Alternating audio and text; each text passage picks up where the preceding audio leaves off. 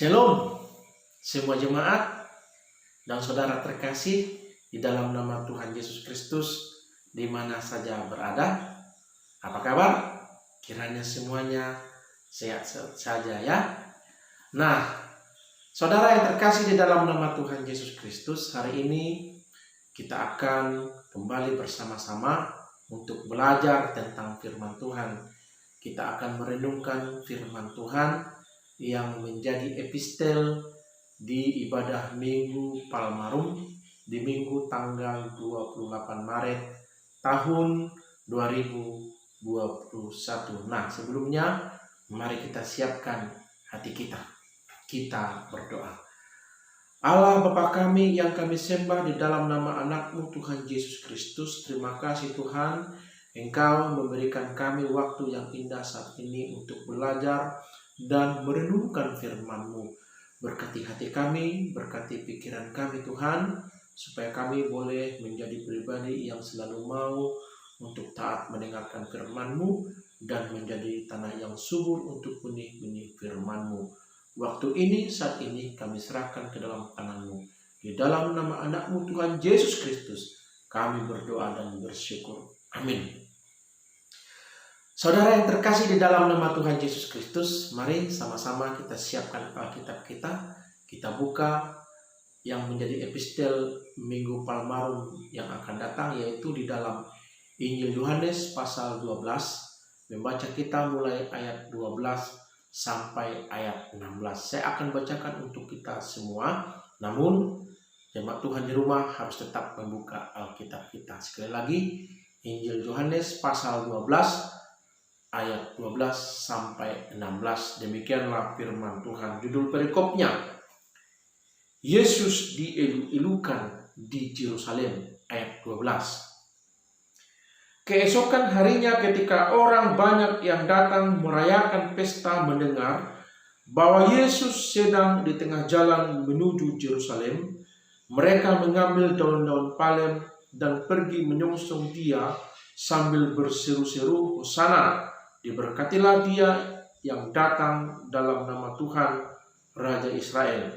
Yesus menemukan seekor keledai muda, lalu ia naik ke atasnya seperti ada tertulis, jangan takut, hai putri Sion, lihatlah, rajamu datang, duduk di atas seekor anak keledai. Mula-mula murid-murid Yesus tidak mengerti akan hal itu, tetapi sesudah Yesus dimuliakan, teringatlah mereka bahwa nas itu mengenai dia dan bahwa mereka telah melakukannya juga untuk dia. Demikianlah firman Tuhan. Injil Yohanes sangat jelas sekali menulis kejadian yang terjadi di Yerusalem, di mana masyarakat Yerusalem mendengar bahwa Yesus akan masuk ke kota mereka. Lalu mereka beramai-ramai menyongsong dia, menyongsong Yesus yang masuk ke kota Yerusalem tersebut. Pertanyaannya, mengapa kok masyarakat Yerusalem sampai harus ramai-ramai menyongsong Yesus? Nah, perlu diketahui saudara yang terkasih bahwa Yesus kala itu sudah sangat terkenal. Yesus kala itu sungguh sangat tersohor, ya, karena dia melakukan hal-hal yang ajaib. Dia berkhotbah, dia melayani, melakukan mujizat-mujizat, termasuk salah satu yang sangat tersohor mujizatnya di kalangan masyarakat kala itu, yaitu di mana Yesus membangkitkan Lazarus dari kematiannya. Ini semua membuat masyarakat, membuat orang-orang yang berada di Yerusalem penasaran dengan pribadi Yesus. Makanya mereka datang berduyun-duyun, beramai-ramai, hendak menyongsong dan menyongsong kedatangan Tuhan Yesus yang masuk ke kota Yerusalem. Ini bisa kita baca tadi di ayat 12. Lalu di ayat 13, saya akan baca ulang untuk kita semua. Mereka mengambil daun-daun palem dan pergi menyongsong dia sambil berseru-seru hosana. Ada dua hal yang dilakukan oleh orang-orang Yerusalem atau masyarakat yang ada di Yerusalem untuk menyongsong kedatangan Yesus Kristus. Yang pertama, mereka menyongsong dia dengan membawa daun palem, daun palma, daun palmae. Jadi di dalam ilmu pertanian ada dinamakan dengan klasifikasi tumbuhan atau klasifikasi tanaman. Jadi tanaman di dunia ini diklasifikasi menjadi dua jenis. Yang pertama ada tanaman yang dikatakan dengan tanaman dikotil, tanaman yang bijinya berbelah dua. Kapan bisa kita lihat bahwa tanaman tersebut berbiji dua? Ketika dia berkecambah hendak menjadi tanaman baru, maka bijinya akan pecah menjadi dua dan dia cenderung memiliki akar tunjang. Apa contohnya? Contohnya rambutan. Tahu semua ya model daun rambutan seperti apa? Daun durian dan buah-buahan yang lain. Itu adalah kelas atau klasifikasi tanaman yang pertama, yaitu tanaman dikotil. Lalu ada tanaman yang kedua diklasifikasikan menjadi tanaman kelas atau golongan palmae. Apa itu? Yaitu tanaman yang dikatakan dengan tanaman monokotil, berbiji satu atau berbelah satu. Kapan kita bisa melihatnya? Yaitu ketika bijinya berkecambah, nampaklah dia tanaman berbelah satu atau tanaman berbiji satu. Apa itu? Kelapa sawit, pohon aren, dan semua jenis-jenis palmaan. Tahu ya bagaimana daun kelapa sawit? Tahu ya bagaimana daun kelapa yang santan? Nah, semua tumbuhan monokotil, maksud saya, semua tumbuhan monokotil memiliki ciri-ciri daun seperti itu, seperti kelapa. Itu yang disebut dengan golongan palmae. Palma, daun palma, pohon palmaan. Jadi masyarakat Yerusalem saat itu membawa jenis daun seperti daun kelapa, palmaan, gitu ya, seperti daun pohon aren, palmaan. Pertanyaannya, mengapa masyarakat Israel atau Yahudi saat itu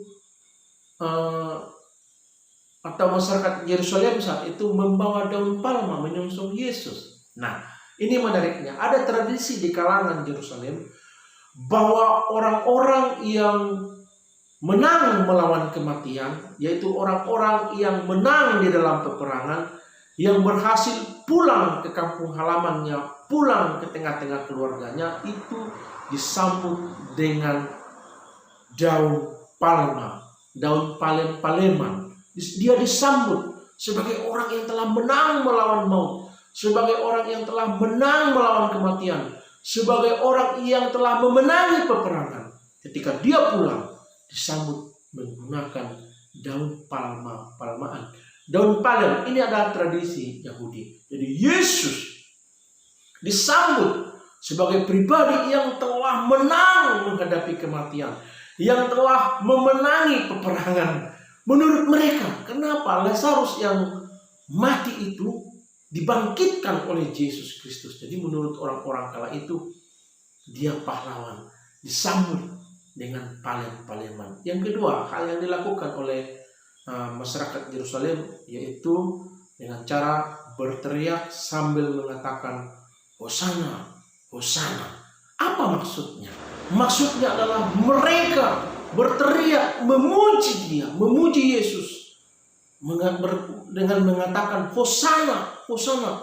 Berikanlah kami keselamatan, berikanlah kami keselamatan, seperti itu. Jadi masyarakat Yerusalem kala itu memiliki ekspektasi yang tinggi terhadap Tuhan Yesus Kristus, bahwa dia adalah Mesias yang menurut mereka, menurut ekspektasi mereka, Mesias secara politik, yang tentunya menurut mereka akan membawa masyarakat Yahudi terbebas dari penjajahan bangsa Romawi. Jadi ekspektasi mereka seperti itu. Jadi mereka berteriak, Hosana, Hosana, Hosana. Demikian. Lalu kita baca di ayat berikutnya, di ayat 14, Yesus menemukan seekor keledai muda, lalu ia naik ke atasnya seperti ada tertulis, jangan takut hai putri Sion, lihatlah rajamu datang duduk di atas seekor anak keledai. Nah, nas ini merujuk pada kitab Perjanjian Lama, yaitu di dalam kitab Zakaria pasal 9 ayat 9. Jadi di mana ada raja yang menyongsong putri Sion menggunakan atau mengendarai atau menunggangi seekor keledai. Nah, raja biasanya menunggangi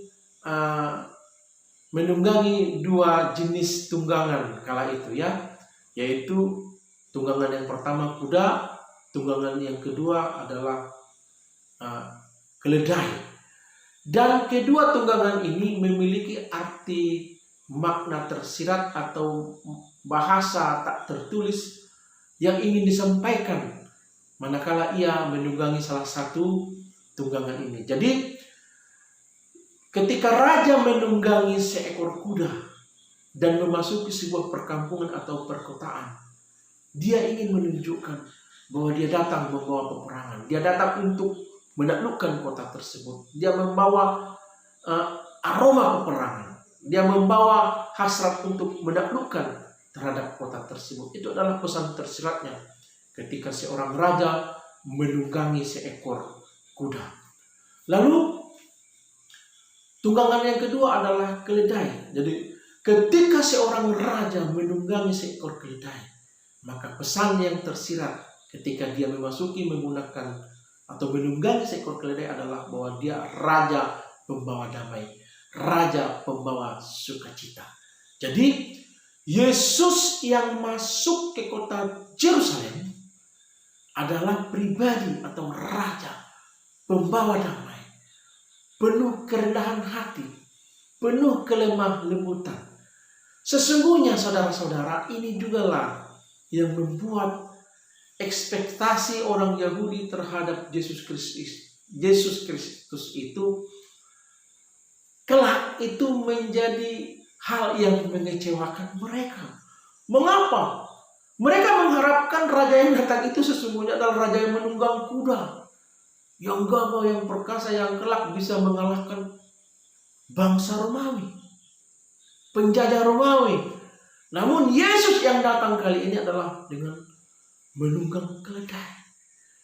Dia ingin menunjukkan kepada Yerusalem bahwa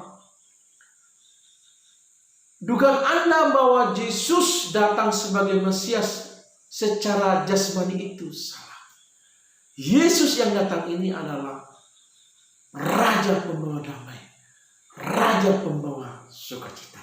Demikian. Jadi inilah bahasa tersirat yang ingin disampaikan oleh Tuhan Yesus Kristus kepada semua masyarakat Yerusalem kala itu. Lalu di ayat selanjutnya, di ayat 16.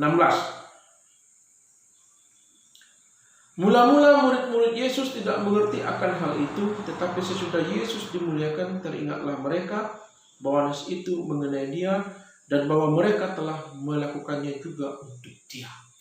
Jadi kebiasaanlah murid-murid Yesus ini ya, kebiasaan. Walaupun hari-hari mereka selalu mengikut Yesus, namun sesungguhnya mereka tidak mengenal lebih dalam siapa itu Yesus. Termasuk di dalam kejadian yang tertulis di Injil Yohanes ini yang kita baca ini. Pada awalnya murid-murid tidak mengerti. Namun ketika Yesus dipermuliakan, Roh Kudus mengurapi mereka, baru mereka paham bahwa Yesuslah pribadi raja yang dimaksud, yang tertulis dalam kitab Perjanjian Lama di dalam Zakaria pasal 9 ayat 9, bahwa dialah Yesus, bahwa dialah pribadi raja yang dimaksudkan di dalam kitab tersebut. Jemaat Tuhan yang terkasih, saudara-saudara yang dikasihi Tuhan Yesus Kristus, hari Minggu depan, Minggu Palmarum, kita merayakan pesta mengingat ketika Yesus masuk di kota Yerusalem. Namun saat ini, secara rohani, semua jemaat Tuhan, semua orang percaya, merayakan bahwa Yesus masuk ke dalam hati kita, masuk ke dalam pribadi lepas pribadi kita, masuk ke dalam setiap rumah tangga kita. Yesus masuk menunggang keledai, membawa kemenangan, bahwa dia telah mengalahkan maut di kayu salib, bahwa dia adalah raja yang telah mengalahkan maut, mengalahkan dosa, mengalahkan iblis. Oleh karenanya kita sambut dengan meriah, dengan palma, dengan daun-daun palem. Dia raja yang menunggangi keledai, dia raja yang membawa damai, dia raja yang membawa damai sukacita di dalam setiap pribadi, setiap orang yang percaya di dalam namanya. Jemaat Tuhan yang terkasih, inilah firman Tuhan hari ini mengingatkan kita sekali lagi. Dia pribadi yang lembut, dia pribadi yang rendah hati, dia raja pembawa damai, dia raja pembawa sukacita, datang menghampiri setiap pribadi lepas pribadi jemaat Tuhan di mana saja berada. Oleh karena itu, tetap kuat di dalam Tuhan, tetap semangat mengikut Dia, tetap setia mengikut Dia, tetap dukung pelayanan di mana saja berada. Selanjutnya, kita selalu hadir dalam kebaktian-kebaktian di mana saja kita berada. Tuhan Yesus memberkati. Amin. Mari kita berdoa. Bapa kami yang baik, yang kami sembah di dalam nama Tuhan Yesus Kristus. Terima kasih Tuhan, meteraikan firman-Mu ya Bapa di dalam kehidupan kami, setiap jemaat, setiap kami orang percaya di mana saja berada. Jika ada yang sakit, Engkau sembuhkan oleh derang. Jika sedih, Engkau kuatkan, Engkau hibur. Jika lemah Tuhan Yesus, biarlah Roh Kudus-Mu yang menguatkan, meneguhkan iman, percaya dan pengharapan semua kami yang percaya di dalam nama Tuhan Yesus Kristus di mana saja berada. Berkati kami sekalian Tuhan di dalam kehidupan kami. Terpujilah nama-Mu. Inilah doa kami Tuhan. Kami alaskan hanya di dalam nama anak-Mu Tuhan Yesus Kristus. Kami berdoa dan bersyukur. Amin. Terima kasih saudara dan jemaat Tuhan di mana saja berada. Sampai bertemu kembali di video-video saya berikutnya. Tuhan Yesus memberkati. Shalom.